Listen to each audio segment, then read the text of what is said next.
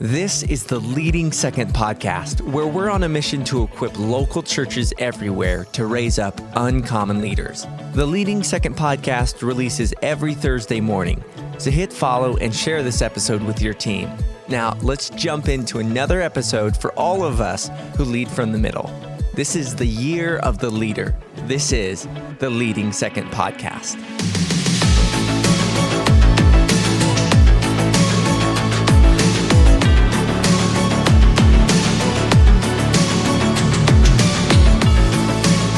Hello and welcome to the Leading Second podcast. So glad you're here. This is a space we've created for anyone who leads from the middle. If you're wanting to give your all for the kingdom of God and get it right for your church and your pastor, this space is for you. I'm so glad you're here. My name is Clark and I'm one of the team members here at Leading Second. Today we're joined by Jenni Catron and diving in to check the pulse of our organization's culture. But before we do, I wanted to talk to you about Leading Second Build. What is it? Well, Leading Second Build is for lead pastors and executive teams who desire to move forward toward team health and sustainable growth. Leading Second Build is for you if you feel a loss of forward momentum in your church, or you've been experiencing organizational chaos. Perhaps your team is misaligned or lacks ownership. And maybe ministry results feel like you're just walking on a treadmill, or leadership has just stopped feeling fun. So if you want to move forward as a team but don't know how to get there, Leading Second Build could be your extra set of eyes to create a clear strategy. It's designed to come alongside church leaders with diagnostic tools to identify challenges and create a roadmap to move forward over a 12 to 15 month period while you implement your action plan. A customized approach to offer proven solutions that meet your current needs. So if you're interested in Leading Second Build, you can learn more and connect with us at leadingsecond.com/build to see if this partnership would be right for you.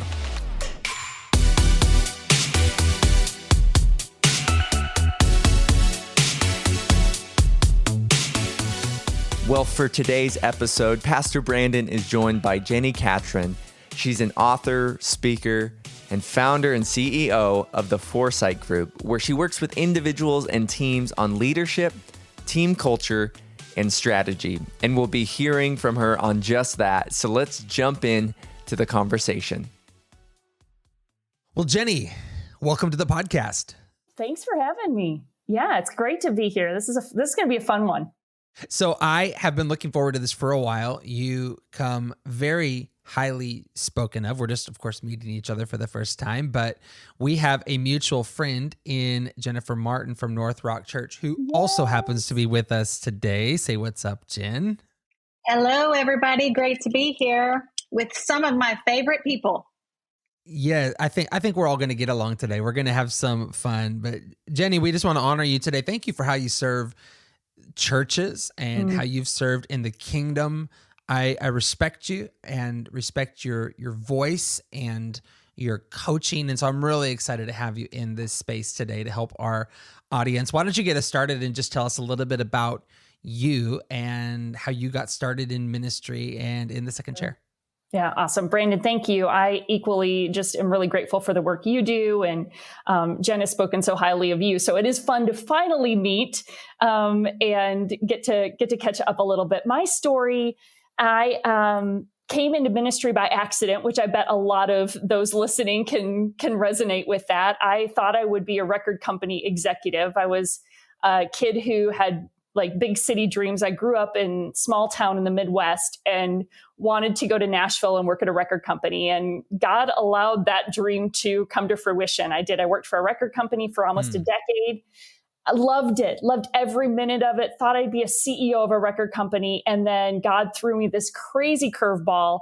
And I was invited to come on staff at the church my husband and I had helped plant. We both were deeply involved in the local church. We helped plant a church in Nashville. And about 3 years into the story of Crosspoint Church, I was invited to come on staff as executive director. So very unexpected, did not anticipate that twist or turn.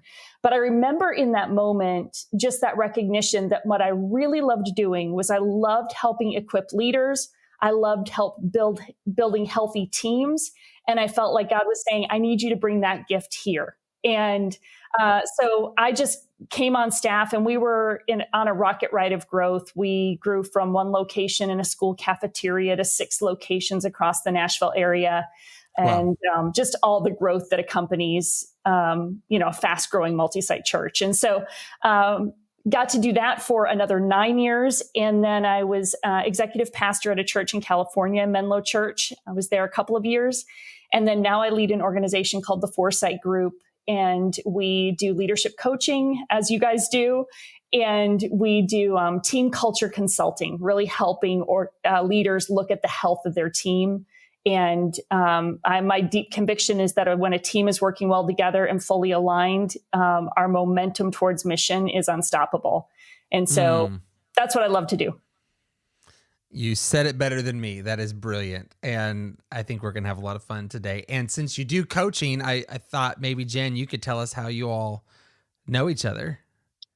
Yes, absolutely. So I had stepped into a role here at NorthRock where I serve my leaders, and I was totally out of my depth and not equipped at all.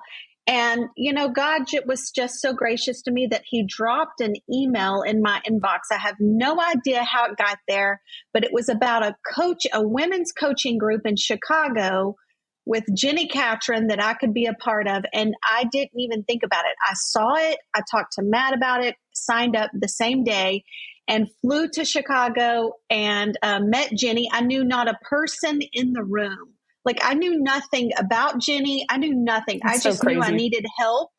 And I needed a coach, and I needed somebody who kind of understood church. And so I showed up in that room in Chicago, and that was in February of 2016. So Jenni has been coaching me since then. I hope I'm a little better now than I was when I showed up, but I still have a long, long way to go. So me and Jenni are going to continue on this ride, hopefully. Oh, it's so fun, Jen. You're such a fantastic leader, and getting to be a part of the journey. We all need the community and support. And so it's just fun to do ministry life together. Yes. That's awesome. Absolutely. Well, what I'm excited about today is we're going to talk culture, as you just mentioned a minute ago, Jenni. And I thought today we would just call this a culture checkup. My pastor would say it like this, that every organization has a culture, whether it's by design or default. So the question is not if we have a culture, but it's, what is it and who's leading it, if anybody.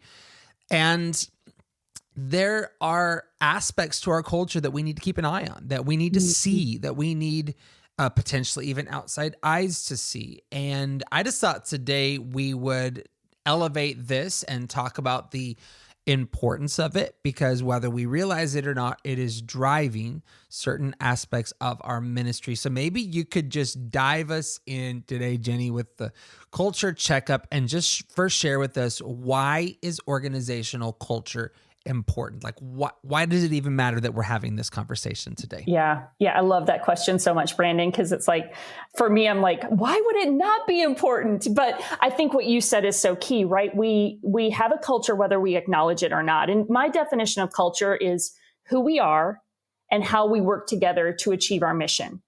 And for most of us in ministry, the who we are part, we kind of get, right? Like, everybody knows our purpose, our mission. But the how we work together is where a lot of the mystery tends to happen within teams, of like, we all have different interpretations of how we do things, or the values that guide how we operate together. And, so everybody's making their own interpretation of that. And that's typically okay if there's a handful of team members, right? Like, we all kind of catch it. We're in proximity. We're with each other frequently enough that we kind of get it.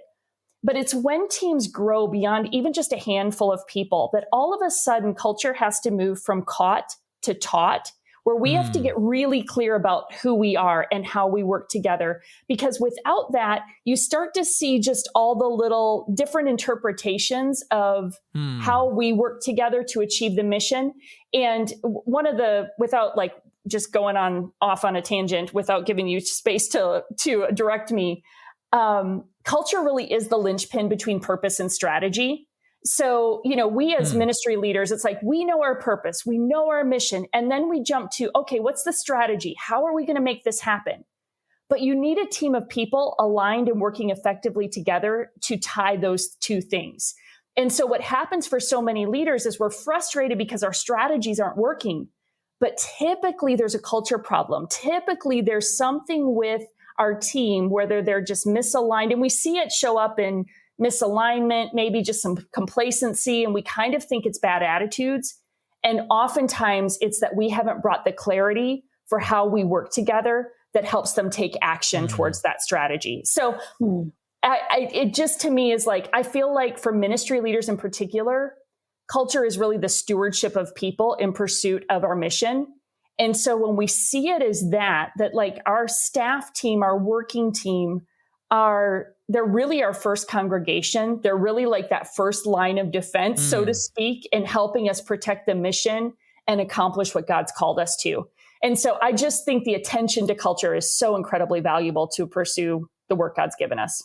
Very good. And you've already said something interesting. If I can just highlight it for 1 minute, you said culture has to move from being caught to taught. Now that's interesting because I have always heard, it's maybe even kind of a slogan a little bit now in leadership circles, that culture is more caught than taught, and I think I've probably said that. I've probably taught that over the years. And I think it's true, but you just said something interesting, how we do at some point have to move to being able to clearly articulate it and clearly communicate it so that we don't enter into assumption or we don't enter into subcultures. I don't know if you'd want to say any more on that, but that's interesting to me. Yeah, it is a little bit counterintuitive, right? Because it is when cultures are healthy and clear, then it is very much caught. It's like it goes from caught when there's a few of us, we have to teach it, goes from caught to taught. And then it's become so consistent and clear, it's caught again. It's both caught and taught is really what's happening. And so my thinking around that, Brandon, is that culture, like everything else, when organizations are growing and scaling and ministries are growing and scaling, we're figuring out how do we reach more people and accomplish more of the mission, we have to build systems for that to be sustainable.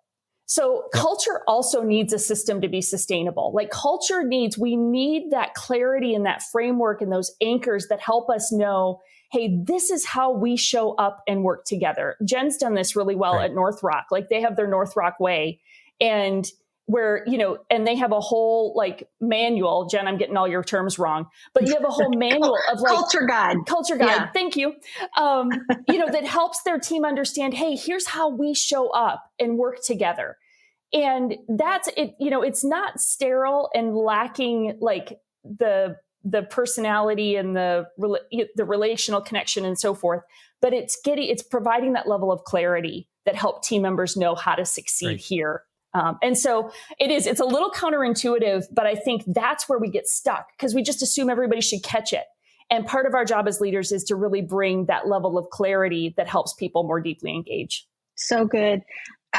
I feel like at NorthRock, we've had both seasons and we're entering a season. So it was caught and then it was taught.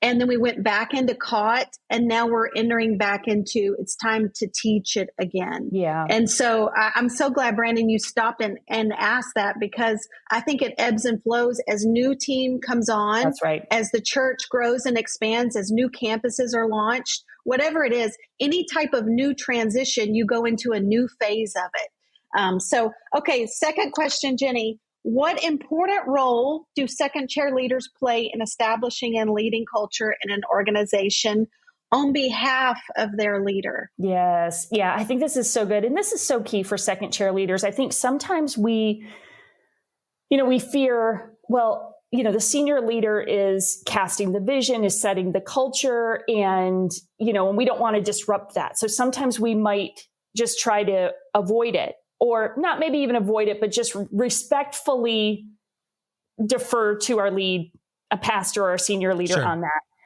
And what I would encourage is we have to be owners and carriers of that. And really every team member needs to be a carrier of culture, because while culture is disproportionately influenced by the most senior leadership, everybody on the team is influencing culture. And so particularly second chair leaders, we do have disproportionate influence on the team. And so we've got to really be owners, champions, carriers of that culture. And my encouragement to second chair leaders is really like mining for what's really important to your leader. So some of you are saying, gosh, our culture's kind of just caught. And I generally know what's important to my senior leader, but I don't always know how to define that or articulate that. And my encouragement to you, sometimes as a second chair leader, is the one to ask a lot of questions that bring clarity that you can translate to the team. Like sometimes you're the interpreter, I guess would be the better way of saying that, right?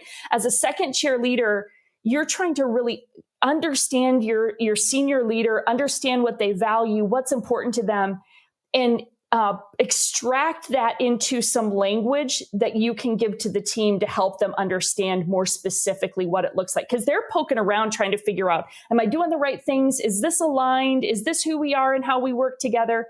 And oftentimes the second chair leader is the one really pulling that out of that first chair leader to be able to bring clarity to the team. So I think your role is really, really critical. Beautiful. Yes. And that takes work to mine it. That takes proximity. It does. It takes time. And I can imagine it changes to some degree over time. My church is decades old. My pastor's been my pastor pretty much my whole life. And on one hand, we're the same church. On the other hand, we're a new and different church. Mm-hmm. And some of those things have been enduring. Some of them have not. And so I don't think that job is ever done. And I do think we're mining for a long time. Let me ask you this. What trends are you seeing right now? We're leading in interesting times. Yeah. And culture is changing in and out of the church. So what trends are you seeing in church organizational culture right now? Or, how are things that we're facing right now affecting church organizational culture? Yeah. My first reaction and response, because I spend so much time here, is just in the experience as an employee, as a team member, that, so much has been disrupted over the last few years, and it has changed the way people engage. It's changed people's expectations of work.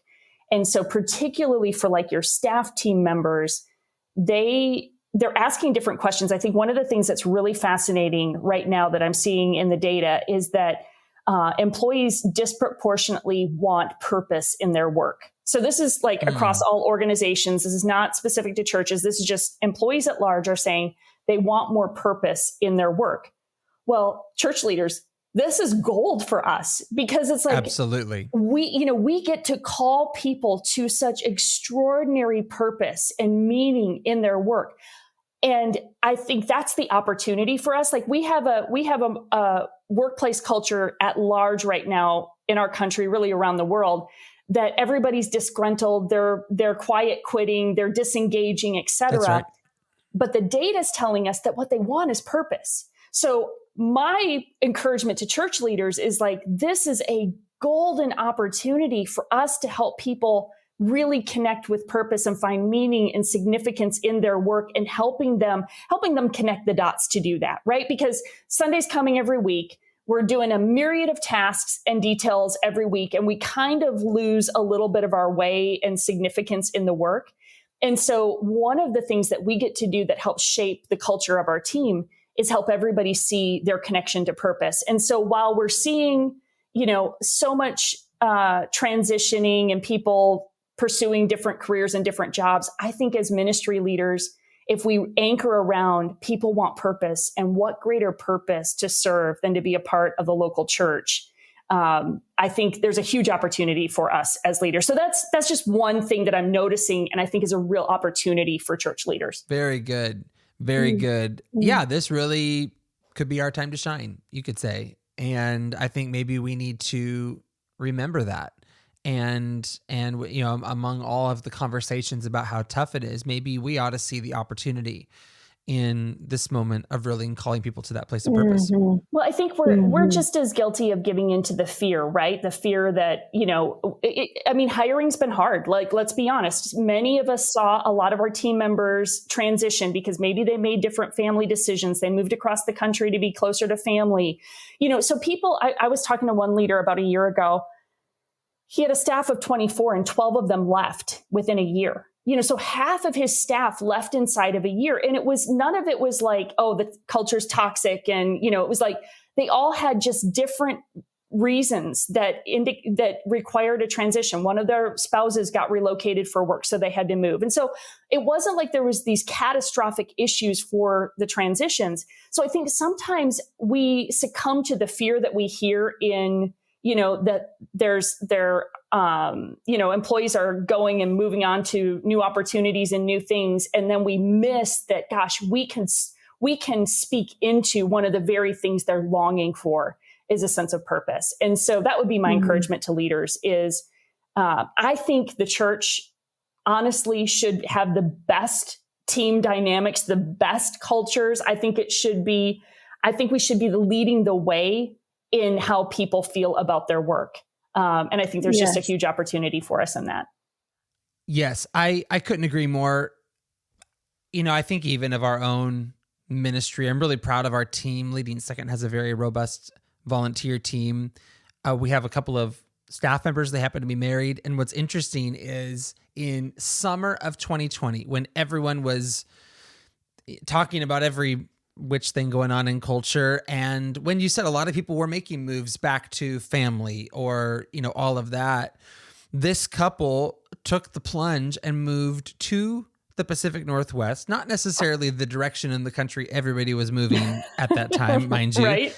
And they did it with no promise of jobs, and they did it with no promise of whatever. It was a move on the call of God and on purpose. And I often think back, I'm so proud of them. And I'm often think back to them, you know, their family thought they were about crazy moving to Seattle in July of 2020. But yeah, It was a purpose move. And I think we need to remember that. That may not be everybody's story. I wouldn't put, you know, someone's sacrifice on someone else. You know, that's for everybody to navigate, of course, on their own. But I just think we've backed up a little bit from the purpose conversation with people. I'm really glad you're saying this today, because maybe some leaders can just find their courage a little bit around infusing their culture with purpose again, because people are still able and desiring to run really strong for something that matters. And that's right. Like you said, we've got checkmate on that. We've got the greatest cause on the face of the planet that we're working for. Let's do this. Let's spend a few minutes and Jen, help me with this. I just want to talk about a culture checkup. So how a leader can get eyes on their culture, because I think a lot listening would go, okay, great. I get it. Culture is important. How do I see it? What do I do about it? So let's maybe talk about this first. What dynamics could splinter or crack an organization's culture? I mean, what do we need to be looking out for? Yeah. So, you know, I think some of it is the obvious, right? If you have team members that are a little disgruntled or siloed, or, you know, like just kind of typical bad behavior organizationally, you know, where you've got some tension, but what I see a lot is even, and especially now, is a lot of just confusion, because we all, for the last few years, have just been scrambling for survival. In some ways, it's like, how do we do ministry now? Right? Like, you know, we reset so many things. We've been poking around at different strategies of what connects people in this, you know, now. And so our teams are feeling that fatigue and frustration of, just everything's been changing constantly. And so that change fatigue is real.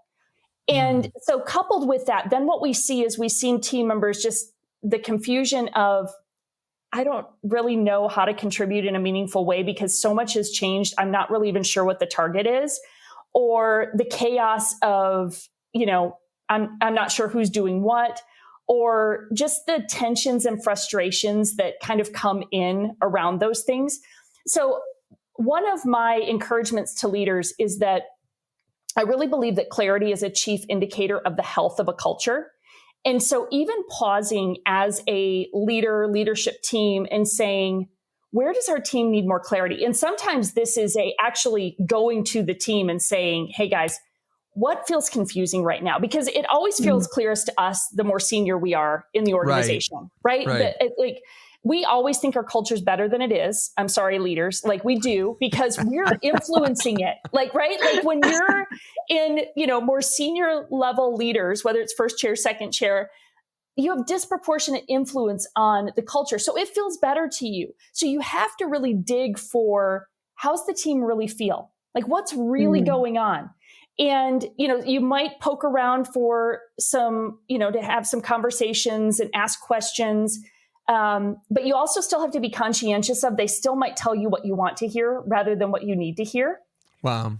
I'm a big believer in staff surveys are really great tools. They're not without fault. We still have to mine for really good feedback, but demonstrating a desire to get a sense of what people are experiencing, what the culture feels like to them, where they just would love some more clarity. And so a simple question like, hey guys, what feels confusing? Let's just talk in a staff meeting today. What feels confusing? I know a lot has shifted and changed, and we're still trying to get our bearings. We probably have some better sense of vision and direction now than we did a couple years ago. But where do you feel stuck, or what feels confusing? That's usually a question that doesn't feel terribly combative, but it will help surface some of the things that your team is dealing with. And I think if you can start some just good, healthy conversations about where do they need clarity that will help them engage more deeply, that will start pointing in the right direction. So there's good different things like that. Yeah. I think any way you can get feedback from the team is really valuable. Very good. Very good. So Jenni, I obviously have worked with you closely on culture and all of that. And a few years ago, we did this whole big culture thing. That's when we did our culture guide, did culture assessments, things like that. How often, so we're talking about culture checkups, right? So how often, as the organization shifts and changes, should we go back and check the pulse? Because I think I falsely assumed that it was kind of a one and done, right? Yeah. And because I am maybe higher up, I don't have a good finger on the pulse of what's actually happening. Sure. So what do you in the thinking about culture checkup? How often am I supposed to go back, or do I wait for some sort of indicator? But what if I don't see that indicator? Yeah. I love that question, Jen. And part of what you've observed is what every leader feels, right? It's like you did so much heavy lifting to get to your culture guide, to define the values that really shape your culture. And you've said that, and you guys do a good job of weaving those things into your everyday rhythms. I love doing a culture survey with your staff about once a year. I think just an annual pulse. And what happens is the more that they're used to that happening, the more that they know, okay, I'm going to have a place to give some feedback. Now, ideally, You're setting a culture where they're able to give appropriate and healthy feedback regularly, and it doesn't have to be isolated to a survey. But at least the survey becomes a rhythm that they can expect. And then every year you're benchmarking against your previous year. So I'm a fan of use a tool and use it consistently. Very good. Very good. Good. I personally, the way we design our culture survey that we use is we have a set of questions that are pretty standard. And then part B of our survey is specific to your organization. So remember, I said culture is who you are and how you work together. Well, the things that define how you guys operate at NorthRock are going to be different from my home church here, right? Because there's some different things that are elevated. And so rather than benchmarking against other organizations, because then we get competitive. Oh, well, we want to, be in the 90th percentile of all great cultures. I don't care about that. I want to see, how are you doing against what you said is key to your culture? So, whether you build that yourself, whether you engage somebody to help you do that, but have something that's a tool that you use regularly. I also love to see, so again, I think values, they're not the end all be all to culture, but they are the anchor points of culture. When we define values that are reinforced with a belief of why those values matter, behaviors, what does it look like here? And language that helps express it, language and stories that help express it. So when I'm doing values work, it's like, it's all of those things. It's not just excellence or integrity. It's like we put some meat around those words. But when you then infusing those into like annual performance plans, so that every team member is also self-evaluating and their managers evaluating, hey, how are you doing on this? Because we said, this is how we work together. So am I living up to that? So one of the tools that we use in our culture framework is called the employee journey grid, where we're looking at everything from how people are onboarded, our hiring, our onboarding, our staff meetings, our performance reviews, all of our meeting cadence. And we're saying, how does our culture show up in all of these things? And then that's giving you more touch points of, kind of pulse points on your culture as well. So there's some different things, looking for those systematic ways to have kind of those anchor points of culture showing up regularly is really valuable. That was so good, Jenni. Okay, follow-up question. So we did our assessment after we've listened to this podcast.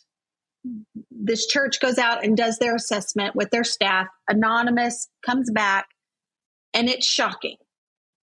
Where do they start? Like, they are now completely overwhelmed, and it's way worse than they thought it was going to be. So where do they start? Yeah. Well, like just the very first thing that they have to do. Well, and my encouragement first to that leader, first of all, you're not going to be the first one that's been in this place, because it is always a little surprising as a leader to realize, ooh, it isn't as good as I thought it was. So first of all, congrats for being brave enough to ask for the info, because a lot of leaders just avoid it because they don't really want to know. So I first would encourage the leadership team, thank you for doing this and being vulnerable enough to get the feedback. Secondly, acknowledge that the awareness is a catalyst for growth, right? So I don't love what I found, but this now equips me to do something about it. It equips me as a leader. I love to, when we're working with organizations in that season, I love to assemble a culture team of people from throughout the organization. So I don't want to just get the executive team together. I want to actually get team members from throughout the organization. They've been there different tenures. They are different ages and stages of life. We're looking for people that just will reflect different pockets of our staff team, and assemble that team to say, hey, we need you to help us look at this data, help us analyze, some of the core issues that need to be addressed first. And then we get to work defining, okay, how do we get to where we want to be as a team? And I think the more you include the team in the process, the more ownership they have, and the more they value the work. One of the things I find about culture work is that, unlike strategic planning or vision setting, where it's usually senior leadership directing that, we look to our senior leaders to help with direction setting. On culture, because everybody's influencing it, if culture is just directed, it tends to fall flat. And so the more that the team is speaking into it, now, of course, you're picking team members who reflect some of the better parts of your culture. You don't want your toxic team members on your culture team, but you want your honest team members on the culture team that are going to ask some of the hard questions, but they really believe in who we are and how we work together. And they want to make a meaningful contribution to our future. So I think the more you involve the team, the more progress you make towards that work. So How good. important is it to reinforce good culture while you're correcting some of the culture that you'd like to correct? Because I feel like those are Yes. two ditches on either side of the road here that we need to pay attention to. Yeah, great observation, Brandon. Absolutely. Like celebrating, like one of my favorite questions is, what do we look like at our best? You know, as we think about our team and how we work together, what do we look like at our best? And then finding ways to celebrate those stories all the time. So, you know, and the teams that I've led through the years, you know, part of our staff meeting is always just a celebration of somebody who lived out a value. And it's anybody can highlight it. So one team that I work with, they call it I Spy. And so at the beginning of their staff meeting, they just say, I spy, who's got an I Spy? And they, you know, so they'll just popcorn out. I spied Susie living out our value of this when she did this. And so they celebrate and they champion each other. So you're reinforcing kind of those anchors of culture via your values, and the team is reinforcing that for one another. And so I find is super helpful. Great. To get them celebrating each other. And again, not even just senior leadership doing it. Yeah, I thought I would highlight that because I think that bad culture gets all the airtime in these conversations. Right. Yeah. And yeah, we probably have some things we need to correct, but I would wonder if that doesn't even move the needle more. I think so. Is helping people understand what does get rewarded and celebrated around here and give them something to work toward and want to be part of. So well said. Good. Okay.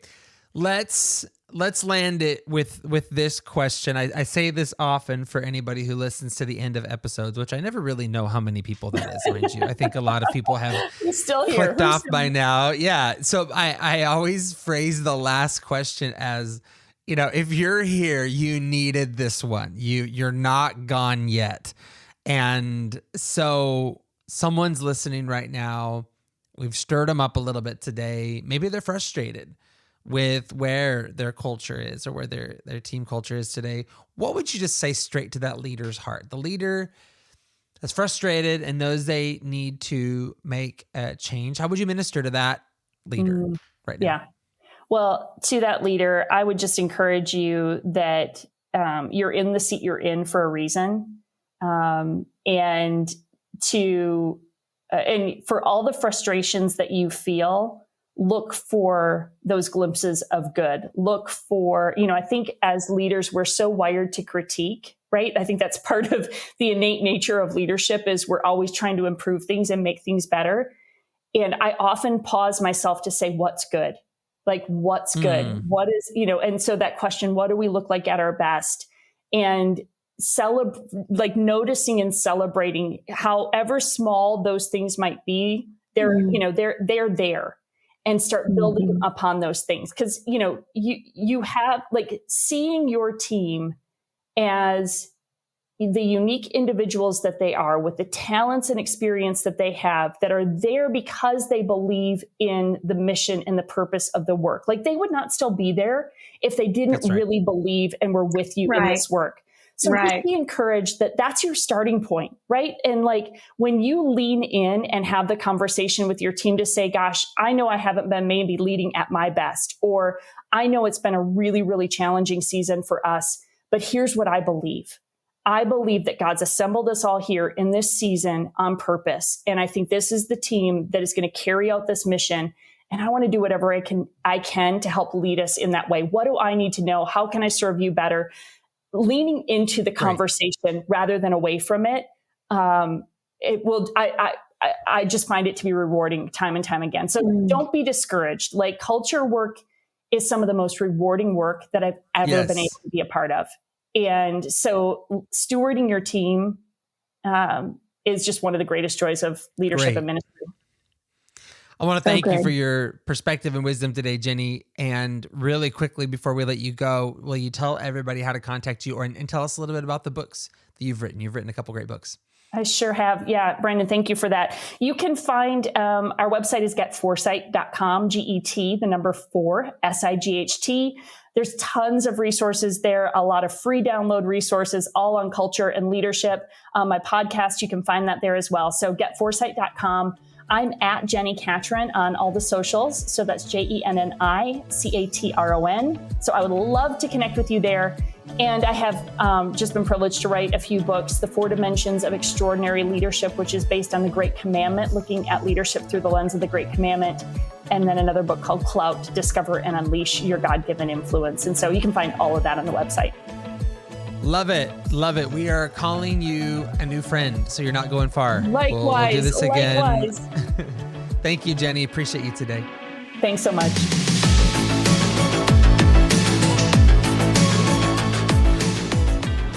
To find the episode guide, visit our website, leadingsecond.com/podcast. You can also follow us on Instagram at Leading Second and join us on the Leading Second Collective on Facebook.